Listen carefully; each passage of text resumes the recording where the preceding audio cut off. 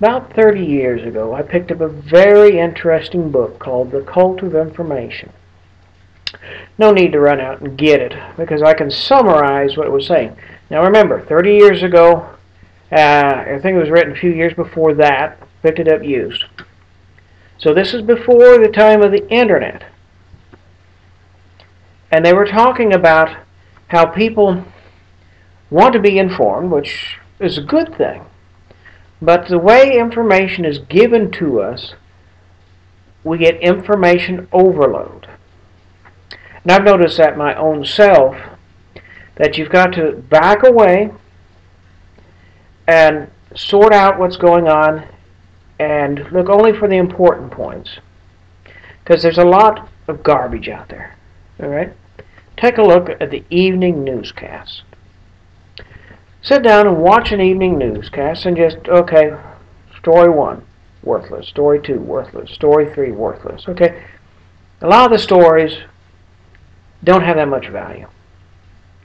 And they're just bombarding us with information. Newspapers and television back at that time. Now we've got the internet. Now, true, there are things we need to know. And what happens in information overload, you get so much information in, one, you don't process it because you got too much. So because you don't process it, you don't take any action upon what you need to take an action on. So that's why it's time to back away. I remember reading somewhere else the story of a man who was into long-term investing. And he realized he's starting to make mistakes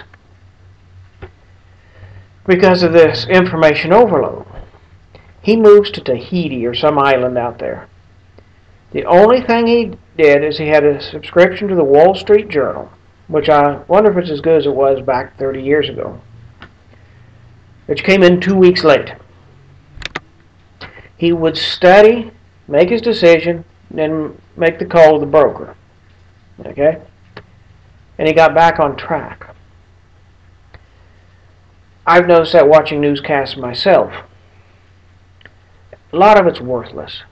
I mean, do I need this information? That's the question we need to ask ourselves. Or is it just sensationalism, something to fill the thing? Another book I picked up talked about President is good for 3 to 5 minutes a night on the nightly news. I mean, President's dog makes a mess on White House carpet. It can be that stupid a thing. Do I need to know that the dog made a mess on the White House carpet? No, I don't need this information. Now, the president might do something important, and they should report that. The only time I think the president gets pushed out is like when Cheney had his friendly fire incident. He took the 3 to 5 minutes. We didn't need to know about that one either. Okay? So what, he accidentally shot someone he was hunting with. Is that important? Do I need to make a decision based upon that? No, I don't. I need to know those things that will affect economic decisions, even spiritual decisions. Okay? That's what I need to know. So I noticed in about 97, 98, when we had that crash, they gave me a piece of information, so I grabbed a piece of paper, wrote down a note, put it aside. A few weeks later, get it out again. Over about a year and a half, I compiled all this information. Someone knew I had followed the economy, and he wanted to visit with me, so I pulled out my notes. When I put it together, now I had something. But each time I got an individual piece of information, in and of itself, it was useless.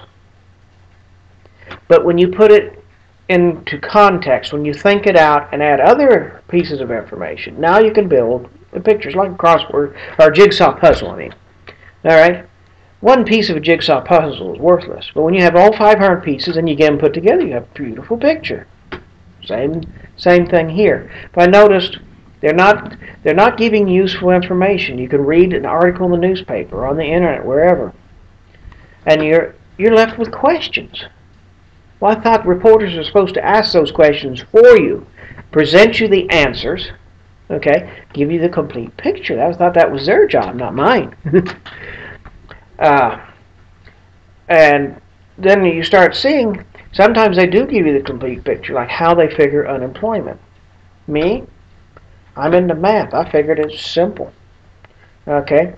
One, they know how many people are getting income tax withheld on them. All right. Their monthly and quarterly reports, depending on the size of the company, coming into the IRS. Okay. You'd have that data. These are employed people. Let's say it's 150 million. Okay. They should have an accurate figure, a reasonably accurate one. And then they would also know about self-employed, those who are filing estimates and stuff. And they could say the workforce is 152,565,000. Okay? Be pretty close. Then they would know how many are collecting unemployment. That's the unemployed. Simple math. You add the unemployed to the employed, that's the workforce. Take unemployed, divide it by the workforce, that's your unemployment percentage. That's not how they do it. They would do a survey. Might come out to the street. Are you employed? Yes or no? If no, done. Or no. Are you employed? Yes? Okay. Working. If you're not employed, are you looking for a job or no? If you say no, then they're done with you. They do it on a survey when they should have accurate data. Okay? And that's the cult of information. They just throw information at you. One thing about the internet, you can stop and think, okay, I want to know like where the economy is at, and I have some information from the past. I can go on the internet, type into Google, and get the important pieces of information and put the picture together myself. So what we need to do is not get drowned in information, but to selectively pick up information and put together the picture in order to make smart decisions. And that's what we're all about. That's why I hope you're at this particular YouTube channel. You're trying to figure out how to save your soul. Of course, this particular video is not going to help with that much. Others of mine hopefully will. But that's the point. I am hoping to present complete pictures. That's what we need.